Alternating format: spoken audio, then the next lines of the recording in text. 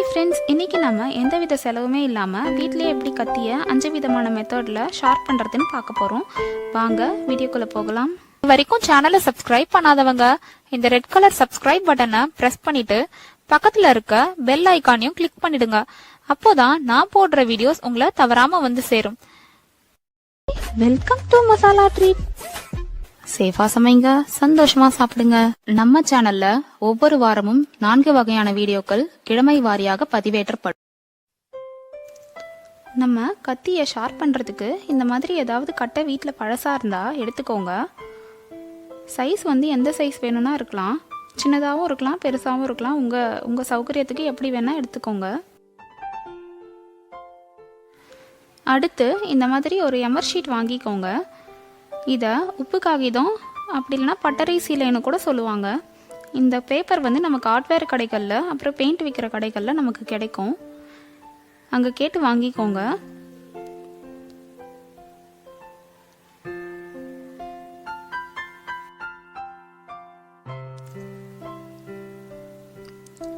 அப்புறம் 1/2 இன்ச் கம்பி ஆணி எடுத்துக்கோங்க. இந்த மாதிரி இருக்கும் அந்த ஆணி. அடுத்து நம்ம எந்த கத்தியை ஷார்ப் பண்ண போறோமோ அந்த கத்தி எடுத்துக்கோங்க.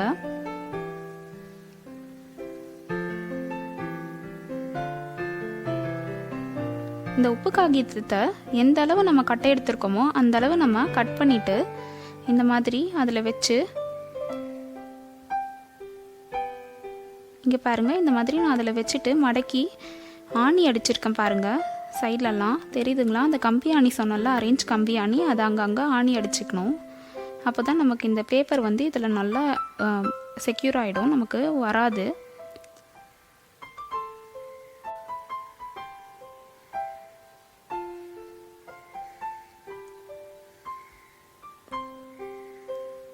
இந்த எமர் ஷீட் அதில் வச்சு இப்படி மடக்குனீங்கனாலே மடக்கிக்கும். அதுக்கப்புறம் அந்த மாதிரி அடிச்சுக்கோங்க. இப்போ இதை வச்சு கத்தியை நம்ம ஷார்ப் பண்ணிக்கலாம். இந்த மாதிரி கத்தியை நல்லா ஷார்ப் பண்ணிக்கோங்க. இப்போ எப்பவுமே கத்தி ஷார்ப் பண்ணும்போது முதல் முறை நீங்கள் வாங்கின உடனே சாணம் பிடிக்கிறவங்க கிட்ட கொடுத்து சாணம் பிடிச்சிக்கோங்க. அதுக்கப்புறமா நீங்கள் அடுத்த முறையிலிருந்து வீட்டிலேயே இந்த மாதிரி நீங்கள் ஈஸியாக ஷார்ப் பண்ணிக்கலாம் கத்தியை. பாருங்க, எப்பவுமே கத்தி சாணம் பிடிக்கும்போது எந்த பக்கம் ஷார்ப் இருக்கோ அதோட ஆப்போசிட் டைரக்ஷனில் வச்சு தான் நம்ம கத்தியை இழுக்கணும். அப்போ தான் அது ஷார்ப் ஆகும். நீங்கள் அப்படி செய்யாமல் கத்தியோட ஷார்ப்னஸ் இருக்கிற டைரக்ஷன்லேயே நீங்கள் இழுத்தீங்கன்னா அது மொக்கையாயிடும், ஷார்ப் ஆகாது. அதை மட்டும் ஞாபகம் வச்சுக்கோங்க. கத்தியோட எல்லா இடத்துலையும் நீங்கள் ஷார்ப் பண்ணுங்கள். எட்ஜஸ் கூட ஷார்ப் பண்ணுங்கள். ஒரு இடம் விடாமல் இந்த மாதிரி நம்ம செய்யும்போது ஈஸியாக ஷார்ப் பண்ணிக்கலாம். பாருங்கள், இந்த மாதிரி முனையிலலாமும் ஷார்ப் பண்ணிக்கோங்க. இந்த மெத்தட் ரொம்ப ஈஸியாக இருக்கும்.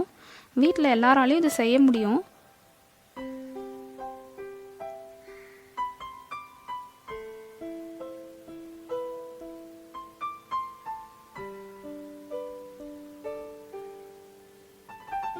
பாருங்க, கத்தி எவ்வளோ சூப்பராக ஷார்ப் ஆயிடுச்சு.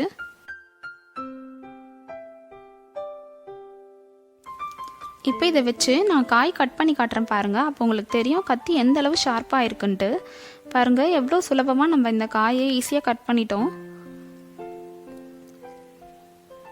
உங்ககிட்ட கட்டை எதுவுமே இல்லைன்னா ஸ்டூல் இருக்கு இல்லைங்களா? இந்த மாதிரி எல்லார் வீட்லேயும் ஸ்டூல் இருக்கும். அந்த ஸ்டூலோட காலில் இந்த மாதிரி எமர் ஷீட்டை வச்சு ஃபிக்ஸ் பண்ணிவிட்டு 2 பக்கமும் அதே மாதிரி ஆணி அடிச்சிடுங்க.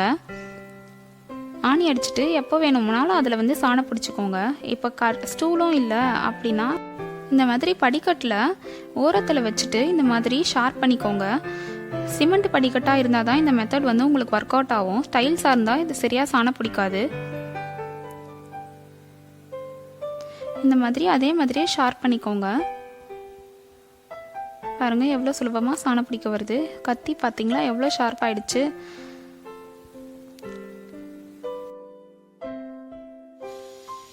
அடுத்து உங்ககிட்ட டைல்ஸ் படிக்கட்டு தான் இருக்குது அப்படின்னா, வேறு எந்த மெத்தடும் உங்களுக்கு செட் ஆகலைன்னா, இந்த மாதிரி வீட்டில் வேஸ்ட்டாக ஏதாச்சும் கட்டை இருந்தால் அதை எடுத்துக்கோங்க. அதில் இந்த மாதிரி மண் கொட்டிட்டு பெரிய பெரிய பீஸ் இருந்துச்சுன்னா அதை இந்த மாதிரி தள்ளி விட்டுட்டு கொஞ்சம் ஓரளவு நைஸாக இருக்க பீஸ் மட்டும் இருக்கா மாதிரி இப்படி பரப்பி விட்டுருங்க. பரப்பி விட்டுட்டு இப்போது கத்தி வச்சு நம்ம முன்னாடி பண்ண மாதிரி இதை வச்சு நம்ம ஷார்ப் பண்ணிக்கலாம். எப்பவுமே நம்ம ஷார்ப்பாக இருக்கிறதோட ஆப்போசிட் டைரக்ஷனில் தான் நம்ம வந்து சாணம் பிடிக்கணும். இப்போது இந்த பக்கம் ஷார்ப் இருக்குது, அதோட ஆப்போசிட் டைரக்ஷனுக்காக வச்சு இழுங்க. அதை மட்டும் ஞாபகம் வச்சுக்கோங்க. அப்போ தான் ஷார்ப் ஆகும், இல்லைனா மொக்கே ஆகிடும்.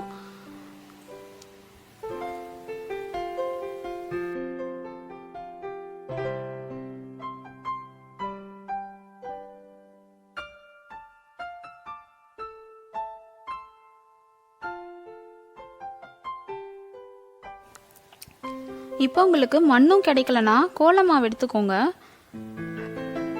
கோலமாவை இந்த மாதிரி அந்த கட்டையில் மேலே போட்டுட்டு இப்படி பரப்பி விட்டுருங்க.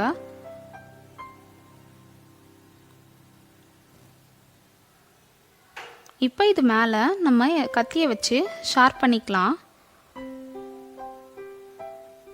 கொஞ்சம் அழுத்தி ஷார்ப் பண்ணுங்க. அப்போ தான் அந்த கோலமாவோட சொரசொரப்பில் கத்தி நல்லா ஷார்ப் ஆகும்.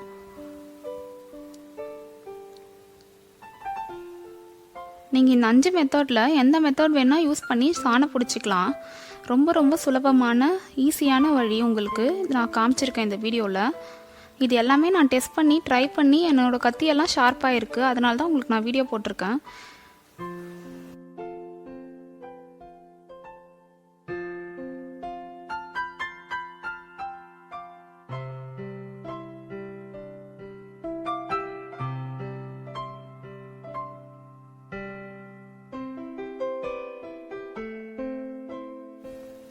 இப்போ பாருங்கள் கத்தி எவ்வளோ ஷார்ப்பாக இருக்குது.